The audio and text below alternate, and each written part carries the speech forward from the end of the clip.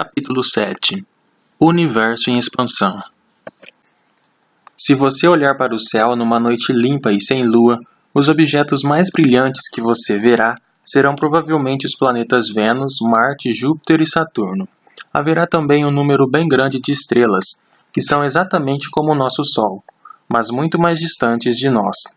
Algumas dessas estrelas fixas parecem, de fato, mudar ligeiramente suas posições uma em relação à outra, à medida que a Terra gira ao redor do Sol. Elas não estão realmente fixas.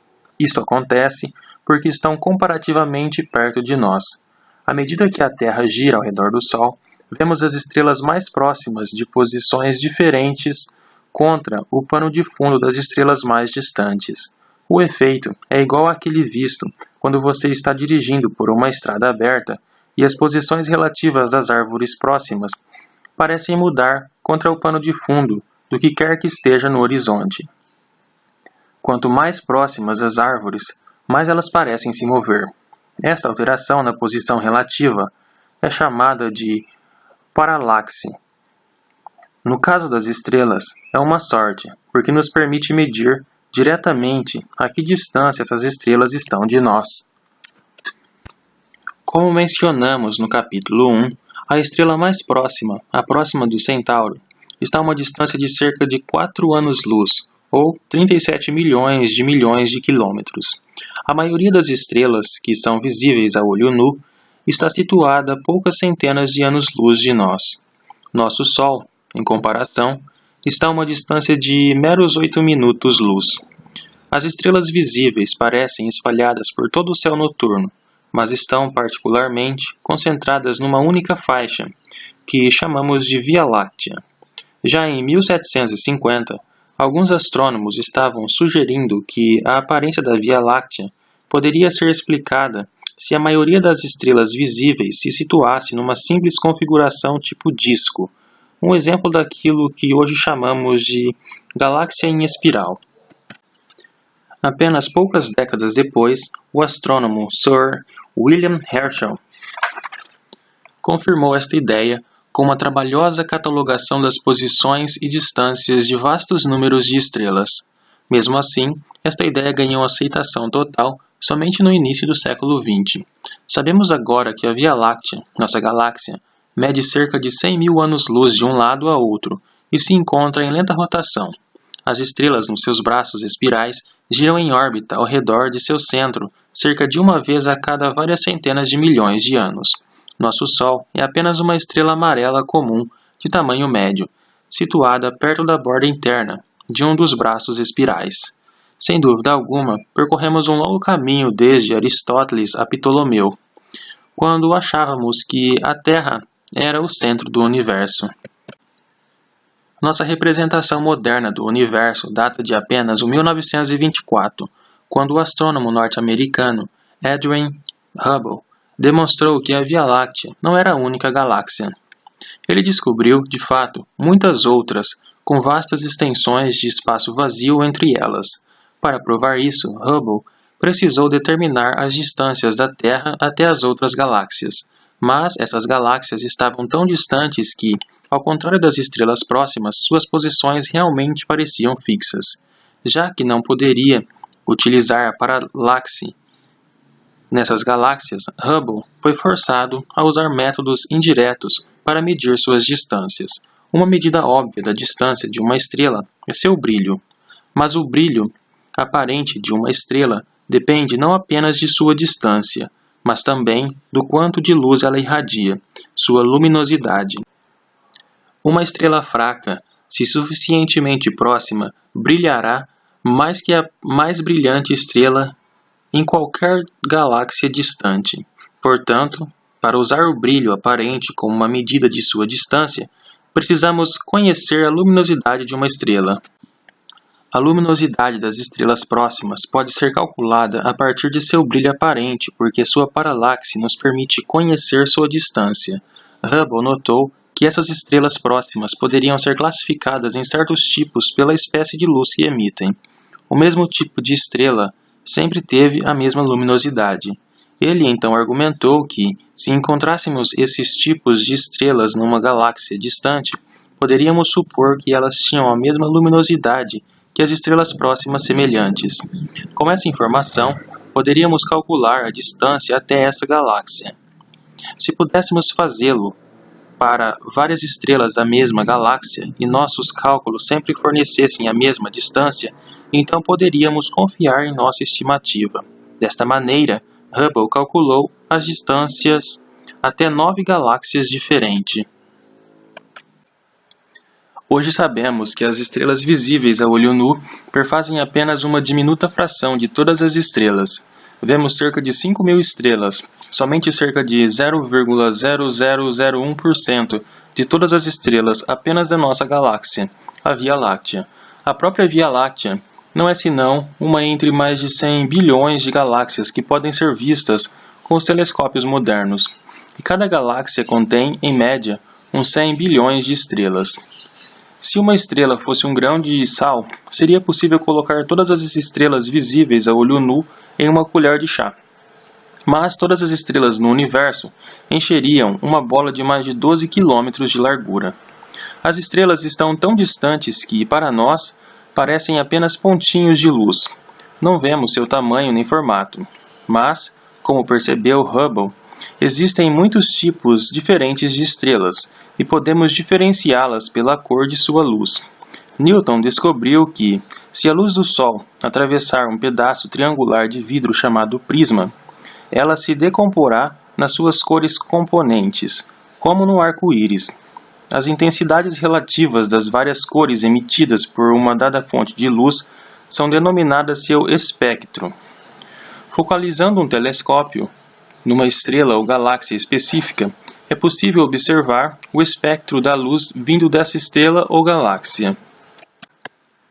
Uma das informações fornecidas por esta luz é a temperatura. Em 1860, o físico alemão Gustav Kirchhoff se deu conta de que qualquer corpo material, como uma estrela, emitirá luz ou outra radiação ao ser aquecido, exatamente como o carvão incandescente ao ser aquecido. A luz que tais objetos incandescentes emitem se deve ao movimento térmico dos átomos em seu interior. É chamada radiação de corpo negro, ainda que os objetos incandescentes não sejam negros. O espectro da radiação de corpo negro é difícil de ser confundido. Tem uma forma bem definida que varia com a temperatura do corpo. A luz emitida por um objeto incandescente é, portanto, como a leitura de um termômetro. O espectro que observamos de diferentes estrelas tem sempre exatamente esta forma. É um cartão postal do estado térmico dessa estrela. Se examinarmos mais detalhadamente, a luz estelar nos fornece ainda mais informações. Descobrimos que determinadas cores bem específicas estão ausentes, e estas cores ausentes podem variar de uma estrela para outra. Já que sabemos que cada elemento químico absorve um conjunto característico de cores bem específicas, se fizermos uma correspondência destas cores com aquelas que estão ausentes no espectro de uma estrela, poderemos determinar com exatidão quais elementos estão presentes na atmosfera daquela estrela. Nos anos 1920, quando os astrônomos começaram a examinar os espectros das estrelas de outras galáxias, eles descobriram algo extremamente peculiar. Os padrões característicos de cores ausentes eram iguais aos das estrelas de nossa galáxia, exceto que estavam todos desviados em direção à extremidade vermelha do espectro pelo mesmo valor relativo. Para os físicos, o desvio de cor ou de frequência é conhecido como o efeito Doppler. Todos nós estamos familiarizados com isso no reino do som. Ouça um carro que passa na estrada. À medida que se aproxima, seu motor ou sua buzina tem um som mais agudo e, depois que passa e está se afastando, tem um som mais grave. O som do motor ou da buzina é uma onda, uma sucessão de cristas e vales. Quando um carro está correndo em nossa direção, estará progressivamente mais próximo de nós à medida que emite cada crista de onda sucessiva e, portanto, a distância entre as cristas de onda, o comprimento da onda de som, será menor do que se o carro estivesse estacionário. Quanto menor o comprimento de onda, mais essas flutuações chegarão ao nosso ouvido, a cada segundo, e mais agudo será o som, ou maior a sua frequência. Reciprocamente, se o carro estiver se afastando de nós, o comprimento de onda será maior, e as ondas atingirão nossos ouvidos com uma menor frequência. Quando mais rápido o carro estiver se movendo, maior o efeito e, portanto, podemos usar o efeito Doppler para medir a velocidade. O comprimento da luz ou das ondas de rádio é semelhante. De fato, a polícia faz uso do efeito Doppler para medir a velocidade dos carros, através da medição do comprimento de onda dos pulsos de ondas de rádio refletidas por eles. Como observamos no capítulo 5, o comprimento de onda da luz visível é extremamente pequeno, variando de 40 a 80 milionésimos de centímetro.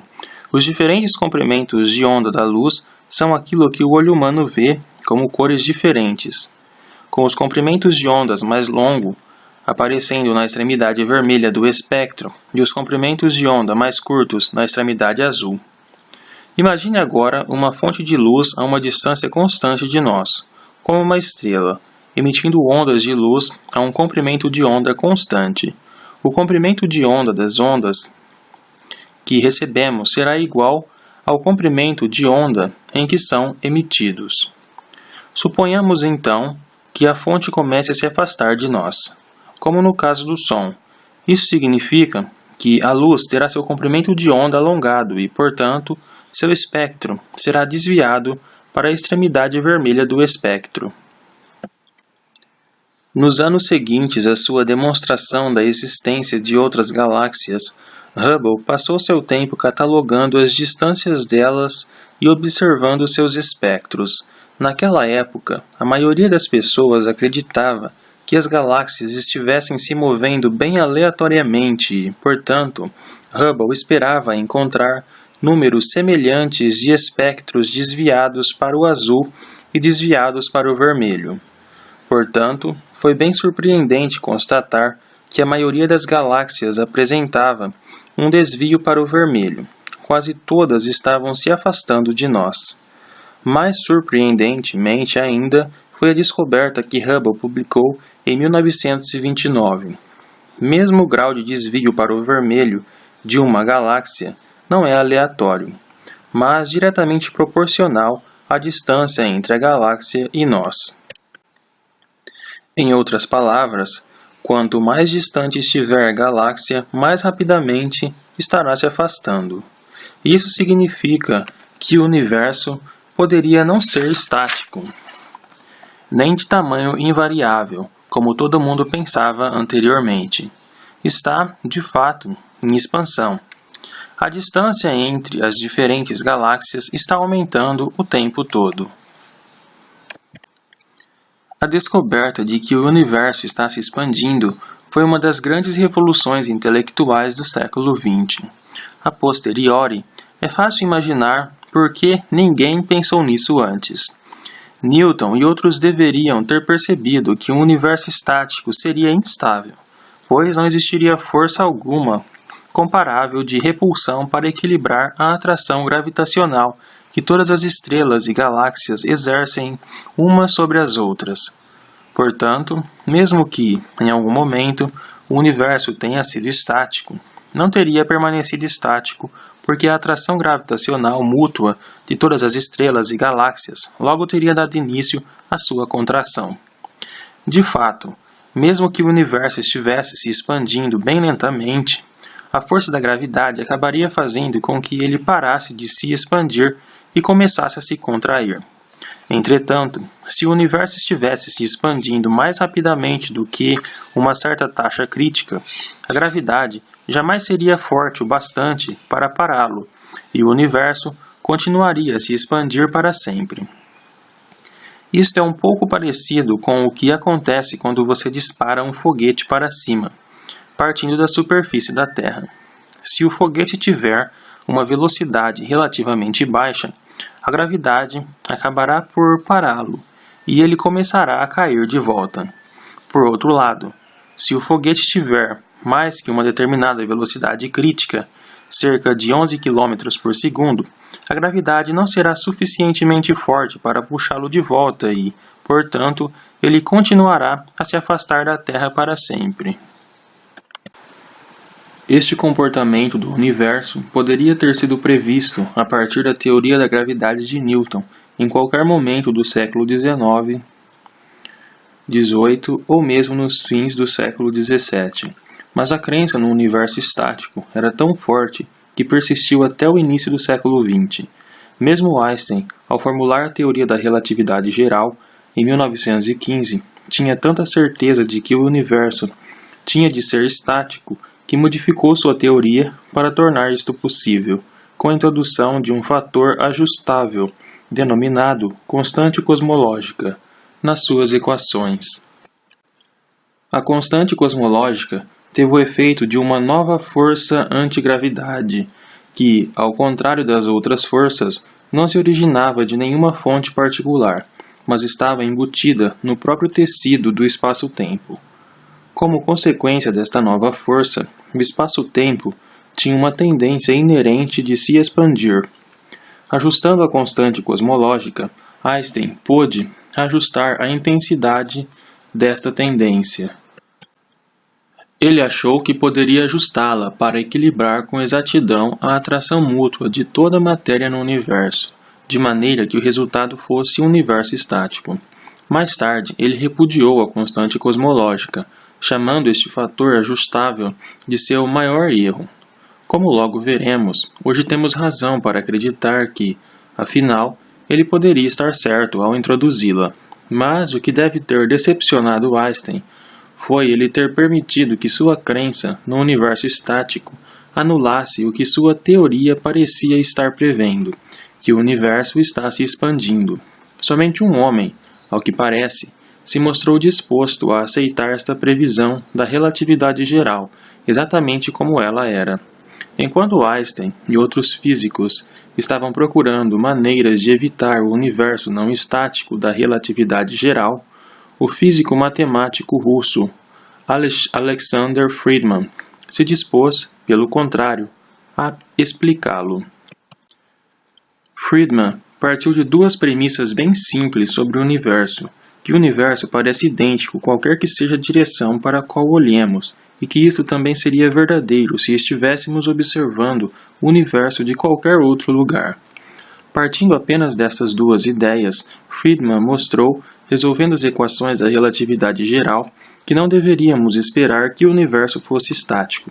De fato, em 1922, vários anos antes da descoberta de Edwin Hubble, Friedmann previu exatamente aquilo que Hubble descobriu posteriormente.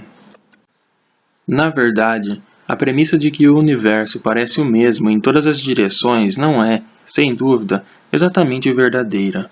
Por exemplo, como mencionamos, as outras estrelas na nossa galáxia formam uma faixa nítida de luz que cruza o céu noturno, denominada a Via Láctea. Mas, se olharmos para as galáxias distantes, parece haver mais ou menos o mesmo número delas em qualquer direção. Portanto, o universo realmente parece ser aproximadamente igual em todas as direções, desde que o vejamos numa grande escala em comparação com a distância entre as galáxias e ignoremos as diferenças entre pequenas escalas. Imagine estar de pé numa floresta na qual as árvores estejam crescendo em lugares aleatórios. Ao olhar numa das direções, você vê que a árvore mais próxima está a uma distância de 1 metro. Em outra direção, a árvore mais próxima poderia estar a uma distância de 3 metros. Numa terceira direção, você poderia ver um grupo de árvores a 2 metros. Não parece que a floresta tem a mesma aparência em todas as direções, mas se você levasse em conta todas as árvores num raio de 1,5 km, estes tipos de diferenças se cancelariam e você acharia que a floresta é igual qualquer que seja a direção para a qual você olhe.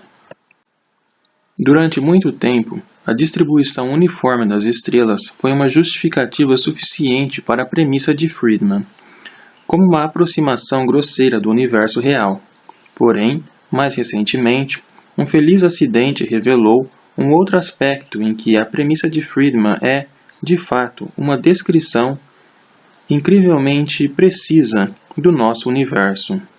Em 1965, dois físicos norte-americanos da Bell Telephone Laboratories, em New Jersey, Arnold Penzias e Robert Wilson, estavam testando um detector muito sensível de micro-ondas. Lembremos que as micro-ondas são exatamente como as ondas luminosas, mas com um comprimento de onda em torno de 1 centímetro. Penzias e Wilson ficaram preocupados quando descobriram que seu detector estava captando mais ruído do que deveria. Eles encontraram excrementos de pássaros em seu detector e verificou que estavam ocorrendo outras possíveis disfunções, mas estas foram logo descartadas. O ruído era peculiar, no sentido de que permanecia o mesmo, dia e noite, e durante todo o ano, mesmo estando a Terra em rotação em seu eixo e orbitando ao redor do Sol. Já que a rotação e o movimento orbital da Terra apontavam o detector para diferentes direções no espaço, Penzias e Wilson concluíram que o ruído estava vindo de além do sistema solar e, até mesmo, de além da galáxia. Parecia estar vindo igualmente de todas as direções no espaço. Sabemos atualmente que, qualquer que seja a direção que olhemos, este ruído nunca varia em mais que uma diminuta fração. Portanto, Penzias e Wilson tinham inadvertidamente tropeçado com um surpreendente exemplo da primeira premissa de Friedman de que o universo só é igual em todas as direções. Qual a origem deste ruído cósmico de fundo? Quase ao mesmo tempo em que Penzias e Wilson estavam investigando o ruído em seu detector, dois físicos norte-americanos na vizinha Universidade de Princeton, Bob Dick e Jim Peebles, estavam se interessando por micro-ondas. Eles estavam trabalhando numa sugestão feita por George Gamow, que tinha sido aluno de Alexander Friedman, de que o universo primitivo deveria ter sido muito quente e denso, irradiando em profusão. Dick e Peebles argumentaram que ainda deveríamos poder ver a incandescência do universo primitivo, porque a luz de partes muito distantes dele só agora estaria nos alcançando. Entretanto, a expansão do universo significava que esta luz deveria estar tão imensamente desviada para o vermelho que, para nós, pareceria uma radiação de micro-ondas, e não de luz visível. Dick e Peebles estavam se preparando para procurar por esta radiação quando Penzias e Wilson ouviram falar sobre o trabalho deles e se deram conta de que já a tinham descoberto. Por este trabalho, Penzias e Wilson ganharam o Prêmio Nobel em 1978, o que parece um pouco cruel com Dick e Peebles, para não mencionar Gamow. À primeira vista, todas estas evidências de que o universo parece o mesmo, qualquer que seja a direção para a qual olhemos, parecia sugerir que nosso lugar no universo tem algo distintivo. Em particular, poderia dar a impressão de que, se observarmos que todas as outras galáxias estão se afastando de nós, então devemos estar no centro do universo. Existe, contudo, uma explicação alternativa. O universo poderia parecer o mesmo em todas as direções, quando visto de qualquer outra galáxia também. Isto, como já vimos, era a segunda premissa de Friedman. Não temos evidência científica alguma a favor ou contra essa segunda premissa. Séculos atrás, a Igreja teria considerado a premissa uma heresia, já que a doutrina da Igreja declarava que realmente ocupamos um lugar especial no centro do universo. Hoje, porém, acreditamos na premissa de Friedman, por uma razão quase que oposta, uma espécie de modéstia. Temos a impressão de que seria muito estranho se o universo parecesse o mesmo em todas as direções ao nosso redor, mas não ao redor de outros pontos no universo.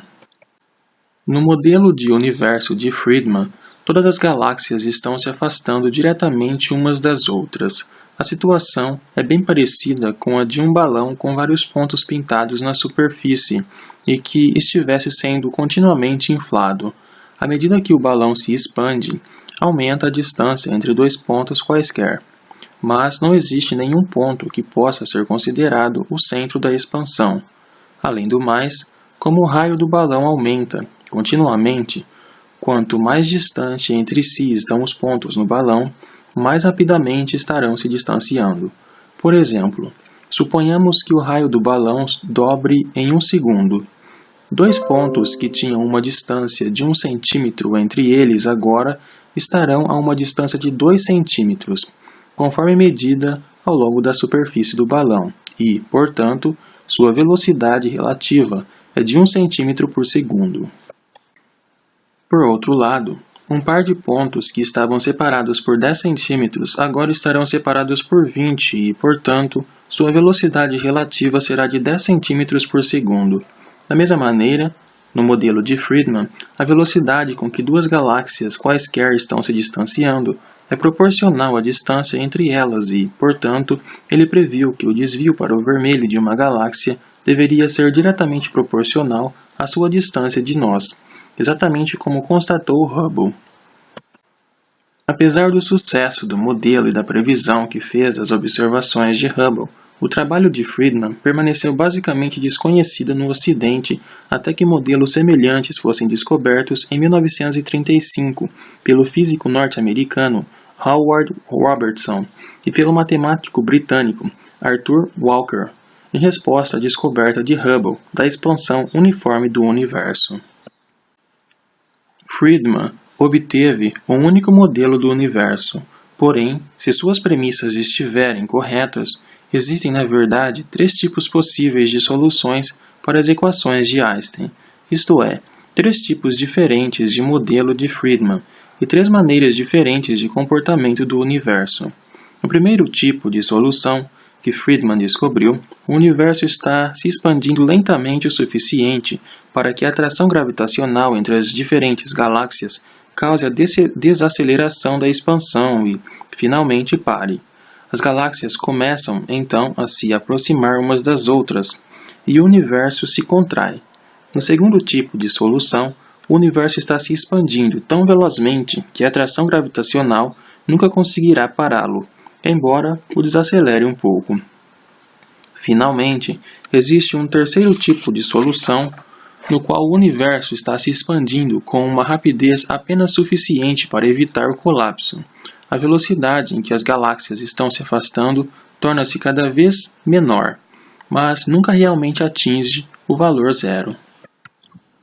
Um traço extraordinário no primeiro tipo de modelo de Friedmann é que, nele, o universo não é infinito em espaço, nem o espaço tem qualquer limite. A gravidade é tão forte que o espaço se curva sobre si mesmo. Isto é bem parecido com a superfície da Terra, que é finita, mas não tem limites. Se você continuar viajando numa dada direção na superfície da Terra, jamais irá se deparar com uma barreira intransponível, nem cairá por sobre uma beirada, e acabará retornando ao local onde você começou. Neste modelo, o espaço é exatamente assim, mas com 3 dimensões, em vez das 2 da superfície da Terra. A ideia de que seria possível dar a volta completa no universo e terminar no ponto de partida pode criar uma boa ficção científica, mas não tem muito significado prático, porque é possível demonstrar que o universo iria se colapsar, encolher-se abruptamente, ao tamanho zero, antes que você conseguisse terminar a volta completa. Ele é tão grande que você precisaria de uma velocidade maior que a da luz para acabar onde começou antes que o universo chegasse ao seu fim. E isto não é permitido. O espaço é também curvo no segundo modelo de Friedmann, embora de uma maneira diferente. Somente o terceiro modelo de Friedmann corresponde a um universo cuja geometria em larga escala é plana, embora o espaço ainda seja curvo, ou dobrado, na vizinhança de objetos com massa. Qual modelo de Friedmann descreve o nosso universo? Irá o universo finalmente parar de se expandir e começar a se contrair, ou irá se expandir para sempre? Acontece que a resposta a esta pergunta é mais complicada do que os cientistas inicialmente imaginaram. A análise mais básica depende de duas coisas: a taxa de expansão atual do universo e sua densidade média atual, a quantidade de matéria num dado volume de espaço. Quanto maior a taxa de expansão, maior a força gravitacional necessária para pará-lo e, portanto, maior a densidade de matéria necessária. Se a densidade média for maior que um determinado valor crítico, determinado pela taxa de expansão, a atração gravitacional da matéria no universo conseguirá deter sua expansão e provocar seu colapso, correspondendo ao primeiro modelo de Friedmann. Se a densidade média for menor que o valor crítico, não existirá atração gravitacional suficiente para deter a expansão e o universo se expandirá para sempre, correspondendo ao segundo modelo de Friedmann. E se a densidade média do universo for exatamente um número crítico, então o universo irá desacelerar para sempre a sua expansão, cada vez mais se aproximando de um tamanho estático, mas nunca o atingindo de fato. Isto corresponde ao terceiro modelo de Friedmann. Então, qual deles é? Podemos determinar a presente taxa de expansão medindo as velocidades nas quais outras galáxias estão se afastando de nós, usando o efeito Doppler. Isto pode ser feito com uma grande precisão. Entretanto, as distâncias até as galáxias não são muito bem conhecidas, porque só podemos medi-las indiretamente. Portanto, tudo o que sabemos é que o universo está se expandindo entre 5% a 10% a cada bilhão de anos. Nossa incerteza sobre a presente densidade média do universo é ainda maior. Mesmo assim, se somarmos as massas de todas as estrelas que vemos na nossa e nas outras galáxias, o total será menos de 1/100º da quantidade necessária para deter a expansão do universo, mesmo para a menor estimativa da taxa de expansão. Mas isto não é tudo. Nossa galáxia e outras galáxias também devem conter uma grande quantidade de matéria escura, que não vemos diretamente, mas que sabemos que deve estar lá por causa da influência de sua atração gravitacional sobre as órbitas das estrelas nas galáxias. Talvez a melhor evidência disto venha das estrelas nos arredores das galáxias espirais, como a nossa Via Láctea. Essas estrelas orbitam suas galáxias a uma velocidade grande demais para serem mantidas na órbita só pela atração gravitacional das estrelas galácticas observadas. Além disso, a maioria das galáxias é encontrada nos aglomerados e podemos igualmente inferir a presença de mais matéria escura ainda por entre as galáxias nesses aglomerados por seu efeito sobre o movimento das galáxias. De fato, a quantidade de matéria escura excede em muito a quantidade da matéria comum no universo. Quando totalizamos toda esta matéria escura, ainda obtemos apenas cerca de 1/10 da quantidade de matéria para deter a expansão. Mas poderia também haver outras formas de matéria escura, distribuídas quase uniformemente por todo o universo, que ainda não detectamos e que poderiam elevar ainda mais a densidade do universo. Por exemplo, existe um tipo de partícula elementar denominado neutrino, que interage bem fracamente com a matéria e é extremamente difícil de se detectar. Um experimento recente com neutrinos empregou um detector subterrâneo, que foi preenchido com 50.000 toneladas de água. Costumava-se pensar que o neutrino não tinha massa e, portanto, não tinha atração gravitacional. Mas experimentos nos últimos anos indicam que o neutrino realmente tem uma massa bem pequena, que não era anteriormente detectada. Se neutrinos tiverem massa, poderiam ser uma forma de matéria escura. Ainda assim, mesmo admitindo a contribuição do neutrino para a matéria escura, parece existir bem menos matéria no universo do que seria necessário para deter sua expansão e, portanto, até recentemente, a maioria dos físicos teria concordado com a ideia de que se aplica o segundo tipo de modelo de Friedmann. Surgiram então novas observações. Nos últimos anos, várias equipes de pesquisadores vêm estudando diminutas ondulações na radiação de fundo em micro-ondas descobertas por Penzias e Wilson. O tamanho dessas ondulações pode ser utilizado como indicador da geometria em larga escala do universo e, Aparentemente, essas ondulações indicam que o universo é, afinal, plano, como no terceiro modelo de Friedman. Já que parece não existir matéria e matéria escura suficiente para dar conta disso, físicos postularam a existência de uma outra substância ainda não detectada para explicá-lo, a energia escura. Para complicar ainda mais as coisas, outras observações recentes indicam que, na verdade, a taxa de expansão do universo não está desacelerando, mas acelerando. Nenhum dos modelos Friedman faz isto, e é muito estranho, já que o efeito da matéria no espaço, seja de alta ou de baixa densidade, só pode ser no sentido de desacelerar a expansão. A gravidade é, afinal de contas, atrativa.